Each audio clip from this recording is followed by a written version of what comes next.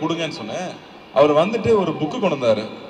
இந்த புக்கை மட்டும் நீங்க படிச்சிருங்க அப்படின்னு சொன்னாரு. சரிங்க அண்ணா. இப்போ நடுவில் நீங்க வேற எதுவும் படம் பண்ணலையா? 96 முடிச்சுட்டு 6 வருஷம் படம் பண்ணலைங்க இந்த மனுஷன்.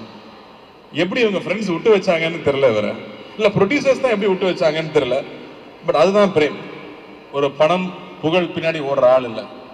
அந்த ஆர்ட்டுக்காகவும் அந்த எழுத்துக்காகவும் மட்டுமே இருக்கிற ஒரு அபூர்வ சில மனிதர்கள் இருப்பாங்களே, அந்த மாதிரி பொருட்காட்சியில் வைக்கிற பீஸ் இவர். அப்படி ஒரு ஆள் வந்து ஒரு அழகான ஒரு ஸ்கிரிப்ட் கொண்டு வந்து கொடுத்தாரு. ஸ்கிரிப்ட் படித்தேன். படிக்கிறதுக்கு ஒரு 3 மாதம் ஆயிடுச்சு. ஏன்னா அப்புறம் கண்டினியூஸாக ஷூட்டிங்கில் இருந்தேன். அந்த புக்கை படிக்கும் போதே ஒரு 6 இடத்துலையாவது கண்ணில் தண்ணி போயிட்டே இருக்கு. ஐயோ பேப்பர் நனைஞ்சிருச்சேன்னு சொல்லி நான் திருப்பிட்டு இருக்கேன்.